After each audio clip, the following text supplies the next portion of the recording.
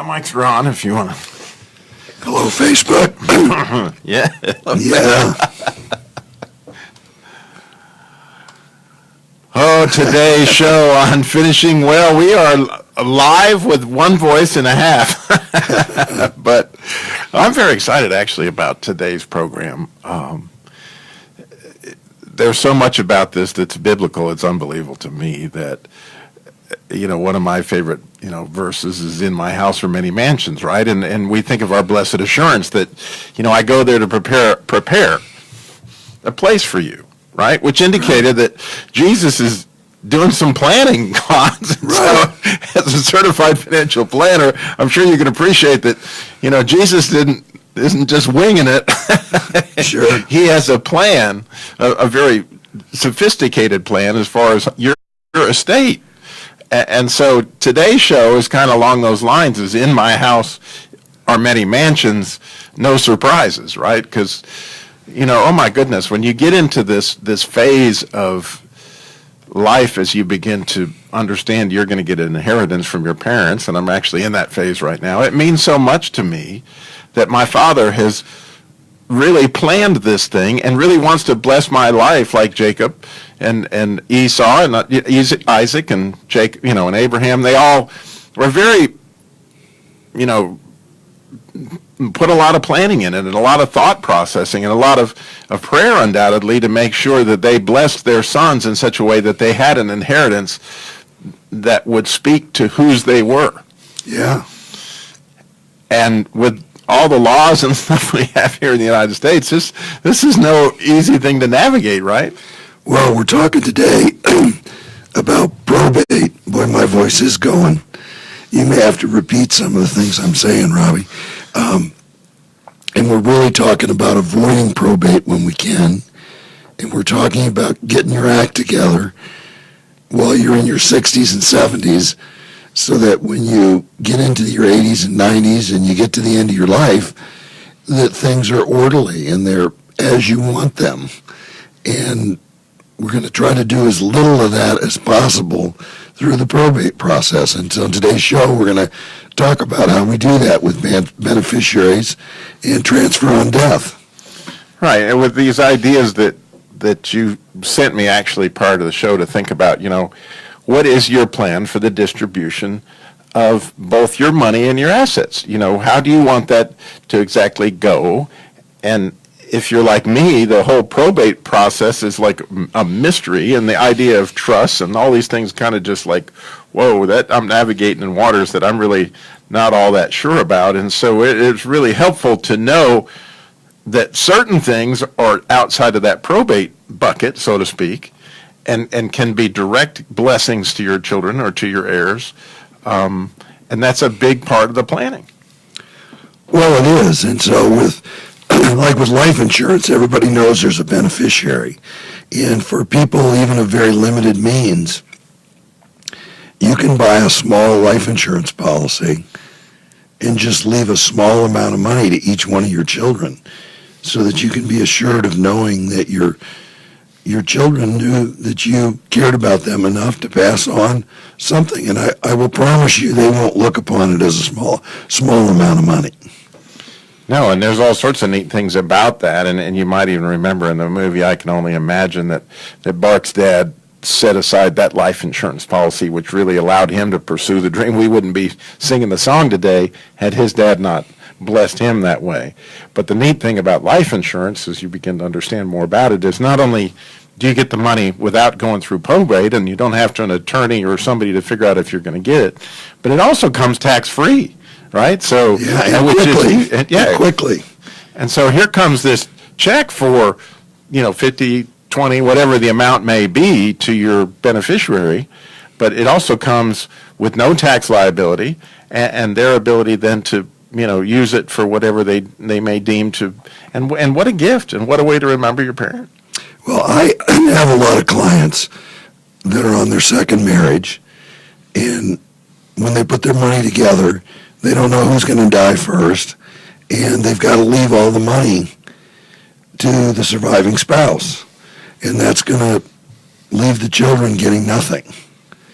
And my recommendation typically is to buy a small life insurance policy, even if it's $10,000, and to leave $5,000 to each kid, just so when they come to the whole thing and they understand that it all had to go to surviving stepmom, that there's a check there for the inheritance. I mean, it's just, and I will assure you that your kids will not look upon that as small. I mean, it's just a wonderful thing to do.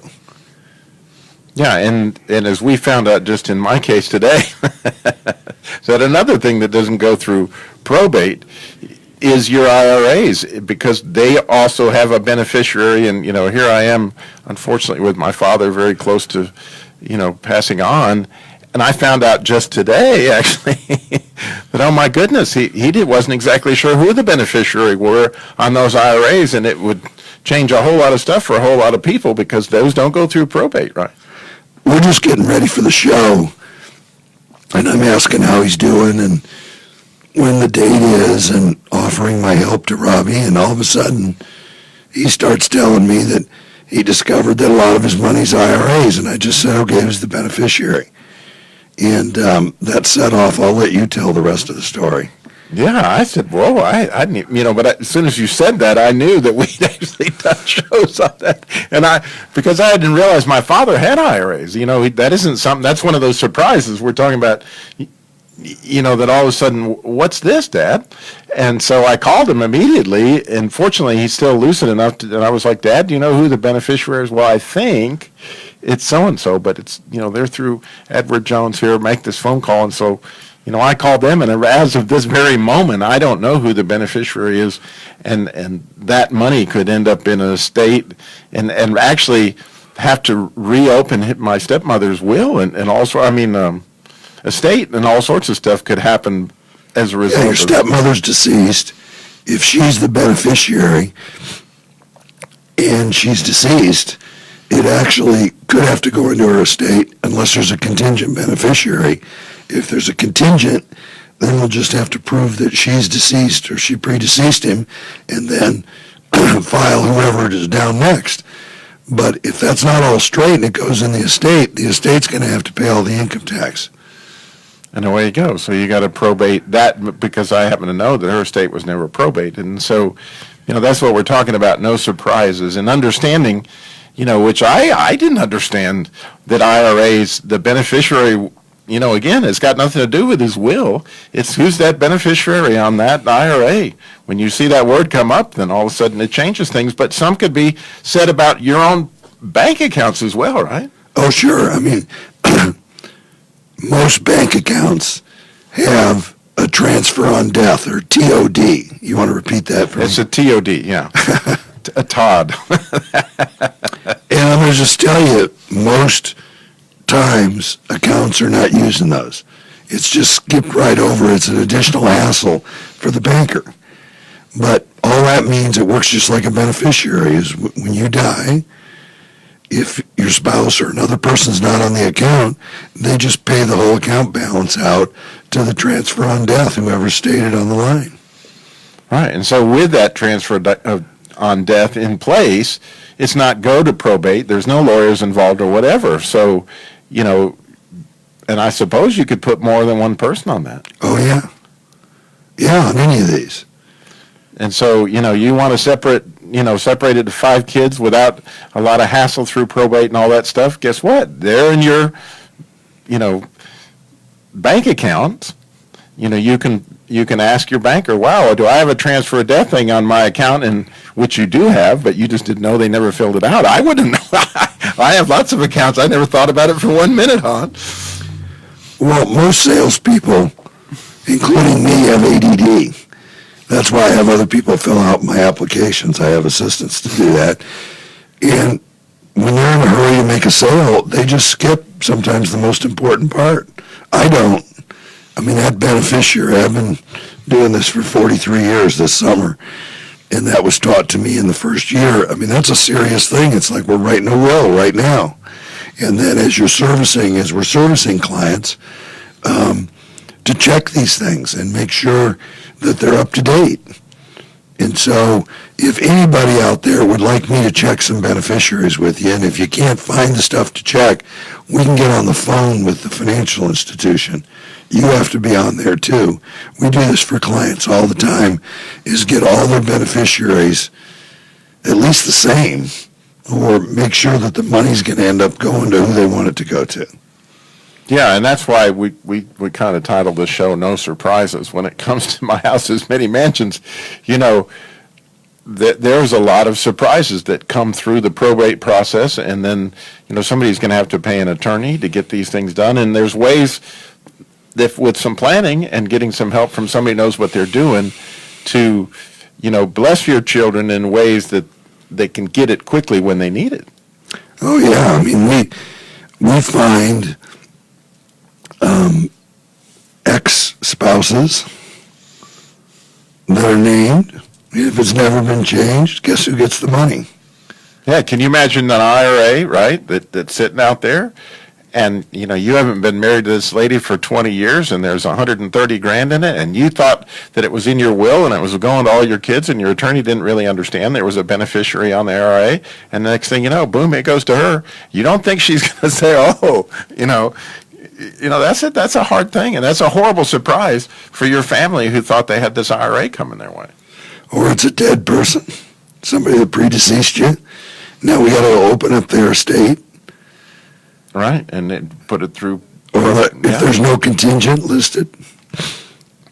And so there's a neat thing about estates, that it is a way to bless your family, but it can be a way to curse your family. And, you know, there's situations like that just require prayer of saying, God, you know, how can I structure this and do some planning like Jesus did to make sure that the house does, you know, have many mansions. Now, today's show, obviously brought to you by CardinalGuide.com. Maybe that's not obvious to you. A certified financial planner with very little voice today, Hans Scheil. And, you know, he's got the book and the workbook there at CardinalGuide.com. You can put in the Cardinal, but you got to remember to put Guide and then .com. And then there's the 7 Worries tab, which I think we're going to change to 7 Faith. I just like that word better. But anyway, there's 7 things that we shouldn't worry about. And one of those things that we're worried about is estate planning. And so that tab is there and you can download a free PDF. Of course, all you can do is email Hans and ask for the whole book, and you can have all these resources to talk about these very things and the documentation of stuff that goes in there. And, you know, annuities are another thing that have a beneficiary. So we got a lot more to talk about in this show. Stay tuned. Hans is going to try to get his voice back for the second half of today's show. In My House Are Many Mansions, with no surprises, today on Finishing Well.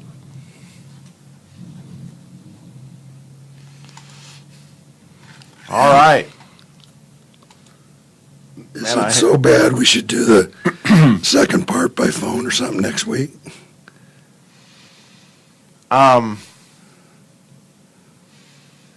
Or do we have you do most of the talking, where we kind of write it out, and I'm just kind of going, uh-huh?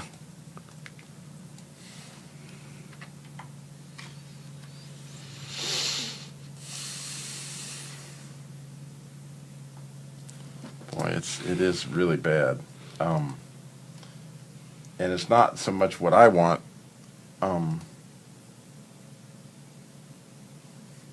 And I have no problem doing whatever you want me to do. If you feel like you're on a roll and you can finish this segment, you know. Well, I can.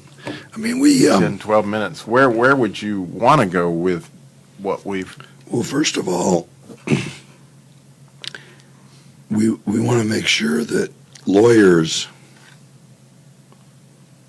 are good. Probate is good. Okay? Assets that can pass by beneficiary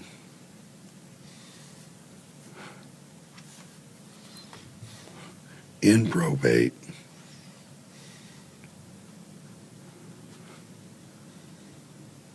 is bad. Okay?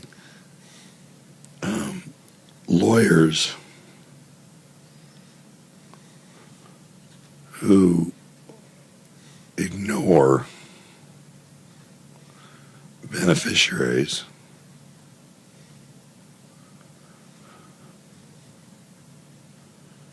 designations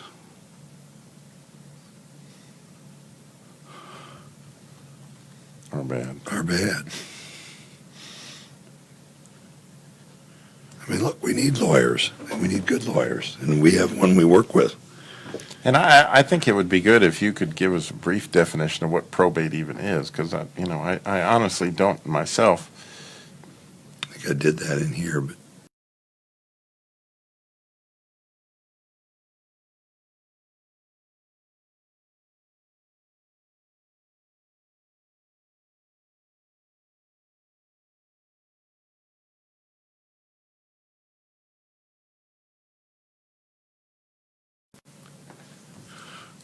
so probate is the process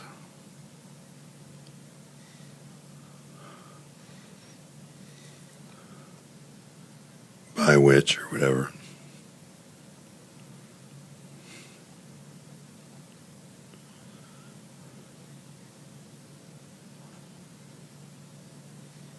distributes your assets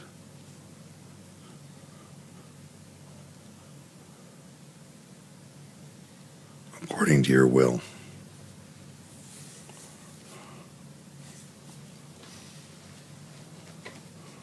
I just can't tell you how many people keep their wills up to date, but they don't keep their beneficiaries up to date. Yeah, I get it. Right. I mean, so I think if we repeat ourselves,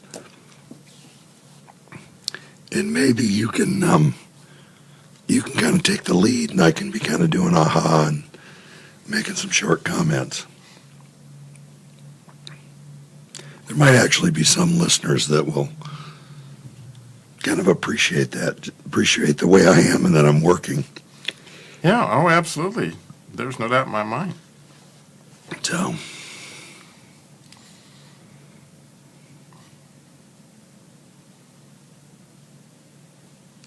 All right. and you know what you could do. Just one other thing is you could bring in some discussion about how, God brought Hans Sure. into Robby. Yeah. And, that was for Hans. Forgot, well, And Facebook that was is for- running, so we don't Yeah. have to. Yeah. Okay. All right. Welcome back to Finishing Well with certified financial planner Hans Scheil. Today's show we're talking about In My House for Many Mansions and No Surprises. And it's fascinating to me, really is, Hans, that God's been working this out actually in your physical inheritance. Like, there's no doubt in my mind that God brought Hans into my life for such a time as this, and even today to record this show, where all of a sudden, lo and behold, we don't know who our beneficiaries are on stuff that all of a sudden is critical in the timing of things, and that's something could be straightened out today that could really, head off a catastrophe. I mean, your dad's like everyone else in America. Most of his money's in an IRA. And when he dies, that money's going to whoever it says on that beneficiary line. Doesn't matter what the will says. Right, and so, during the break, since Hans is losing his voice, he was very careful to write out some things for me, which I think are wonderfully important. Number one, he has down here, lawyers are good. Lawyers are not bad. And by the way, some of my best friends are lawyers. We need them. Yeah, I mean, clearly very, very good, especially if they pay attention to who beneficiaries are and realize the significance of, okay, well, it's good to get the will all set up, but those beneficiaries are a critical part of somebody's estate. And I can't tell you about the number of clients that just tell me, oh, it's all taken care of in the will. I say, that's wonderful. Won't matter. This money will be distributed to whoever it says on the beneficiary. Right, and the same is true for annuities or bank accounts that have transferred on death, if there's on that, and life insurance policies, as well as the IRA, which is the one that, snuck up and got us. But the other thing you wrote down so beautifully is probate is good, and honestly, before I started doing this show, probate to me, is kind of like the Carolina rig with a plastic worm. That's probate. That's funny. But that ain't what it is it? No. So what is probate? He wrote it down so he doesn't have to say it. Is the process by which the state distributes, if you say that right, your assets according to your will. So the state is going to distribute these assets according to your will, and that's what probate really is. But essentially, that's part of the legal process, so you need representation there. Well, you do. And you also, when you're writing the will, you need for the attorney, who, by the way, is good, to acknowledge that not everything you have is going to pass through this will and probate. That there's financial things that you have, right. Assets, that can go by beneficiary and will go by beneficiary. So we really need to get them out. And this is a lot of what we do with clients, is we sit down with them and we get with the attorney and we sit down and we do all this stuff together so there are no surprises. Right. And it's a phenomenal opportunity. I really think, when you look, how many times in the Bible do they talk about, what their inheritance is, what they're getting in the promised land, or, in order to get your inheritance. And look how careful God is to describe that which happens with Israel. And in fact, we're seeing that certainly even, played out in today's, world events. But the point is, God is painting a picture of us of a way that we can bless our families with a kingdom estate, which is, clearly something that's a great deal more important than our physical assets. However, these things all point to, and are very important. Clearly, Esau and Jacob had a heck of a battle, going on, because one was trying to get the inheritance and the other one. But it's a fascinating thing to me that when you watch Jacob's wrestling match that night, right, when he's really come down, at this point in time, his father Isaac is dead, and he'd gotten all the goodies, based on his trickery. But watch what happens after the wrestling match. He turns around and blesses his brother, tries to give all the stuff back to him, because he realized his spiritual inheritance was way more important than the physical inheritance. Sure. And this is something that he came to because, again, God was planning the whole thing all along so that Jacob would see what really is significant in life. But nonetheless, Jacob wasn't going hungry when all that happened. Mm-hmm. Jacob had plenty of sheep and plenty of stuff going on, and he'd been blessed a lot by who he was and who his father was. And when we think about it, we talked about it before the show, Hans, that certain people that were brought up in certain families that, you might call them blue bloods or whatever, but there's something that happens in their inheritance that they pick up that ability to really bless their families. Oh, they do. I mean, it's just, even when they lose everything, the next generation seems to do well financially. I mean, perhaps maybe not emotionally, but there's, it's an inheritance beyond money. It is giving them, they picked up something in their upbringing that is fairly easy for them to repeat itself. Right. And I see that in my family very clearly. My father passed on his work ethic. He passed on a lot of things that he did. And so, none of that stuff is happening by accident. So, it's as you're going, Jesus is clear. I'm going to a place that I prepared for you. So as we think about that preparation, and you've seen a lot of people, Hans, over the years. If you got an example of somebody just prepared well and you just thought, man, I want to do that for my kids. Oh, yeah. When people buy life insurance and it gets issued, I experience it all the time, is they they feel great. I mean, they walk away from that interaction feeling as though they've accomplished something, and it feels good to know that there's an inheritance that's all taken care of. As long as I pay that premium, my kids are going to get this, or my spouse is going to get this. It's wonderful. And so there's kind of neat things out there, because we talked about these different type of financial assets that, can pass with a beneficiary. And we talked about, clearly life insurance is one of those, and clearly IRAs are one of those. Roth IRAs would be another one. But annuities can act kind of like life insurance as well, right? Because you were telling me today that one client of yours, right, had this annuity, but it turned out to have a $300,000 life insurance benefit on the end of it. Yeah, I mean, it's it's just where he had a rider on it that allowed him to draw it down, and so the balance went down. But as long as he stayed within those rules, it's going to pay his beneficiary the original amount he put in the annuity, which is just like life insurance. Right, and so, that's the thing. There's financial products out there that really, it blows my mind that somebody thought this stuff up.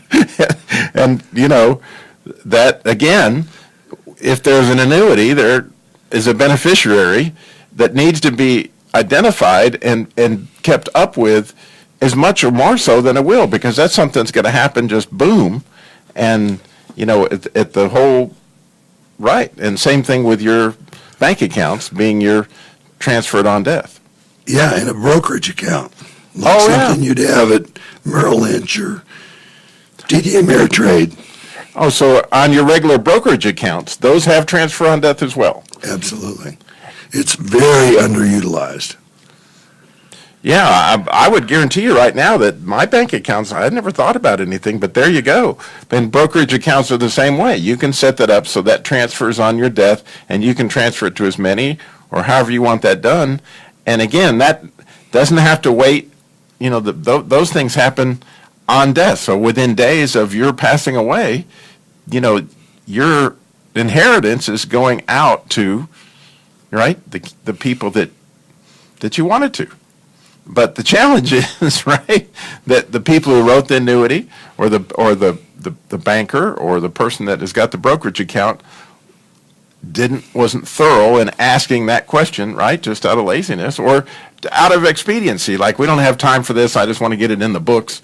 They don't bother to ask the question or cover that, wow, let's make sure your family's taken care of with this brokerage account and that the transfer on death. So if somebody's doing a lot of this online stuff, they may be missing what that Todd even means on there when they're filling out, because nowadays a lot of people got brokerage accounts online, right, Hans? Oh, sure they do.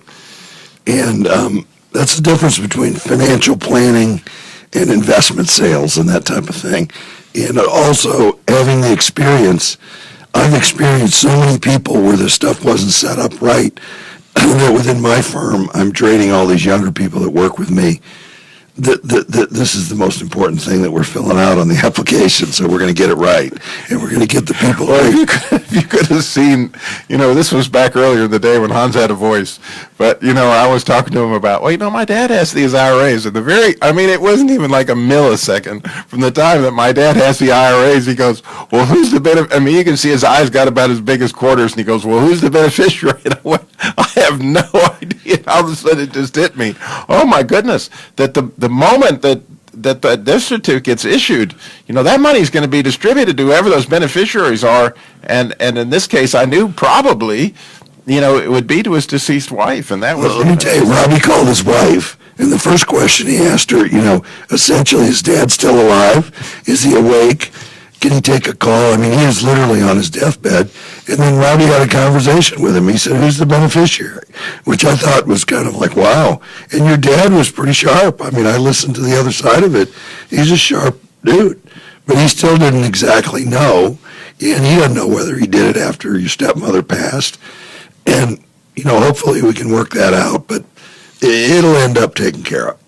Well, we know ultimately God is in charge of all that stuff, but and I firmly believe, God ordained that this show would happen today. And that would be a question that we would ask, which hopefully there's some listener out there going, oh man, I had no idea. My RA, yeah, I set that thing up 40 years ago, back when I was married to so-and-so, and I'll bet you too, that it has never been updated. And, you know, it just it's part of our financial planning process. You come in, we do a plan for you. We do it on the phone. We're going to check every one of your beneficiaries. Just make sure they're what you want. Right. So, as we say, no surprises. and understanding that lawyers are good, probate is good, but having up-to-date beneficiaries is a critical part of your preparation, you know, for what's going to happen in your financial plan and as far as your estate planning. And, you know, then there's taxes and there's other things that are obviously part of that plan. Mm-hmm. But wow, I mean, the basics got to get covered. Yeah. And so, as we're talking about, this is all covered in the wonderful book, The Complete Cardinal Guide to Planning for and Living in Retirement by Certified Financial Planner Hans Scheil. Because, of course, you can go to cardinalguide.com and get all this information. You can download this chapter, which is, of course, you know, estate planning, at the 7 Worries tab there at cardinalguide.com. So we want to mention again that we have Charlotte offices, by the way, in Charlotte, Greensboro, and Durham. Cardinal Guide does. I don't. I work for Truth Broadcasting. but Hans has all those. And, oh, by the way, he's licensed in all 50 states. So if you're listening to the podcast and you happen to be in Iowa or you happen to be in North Dakota today, welcome. I'm glad you're listening. But you guys, by all means, Hans would love to help you. You can just contact him by phone. You can go to the website, cardinalguide.com. Well, Hans, it's been fun, even though you've been more quiet than usual. I don't understand. I still feel fine. Right. I'm going to be thinking about probate for the rest of the day. Thank you, listeners. Yeah, thanks for listening.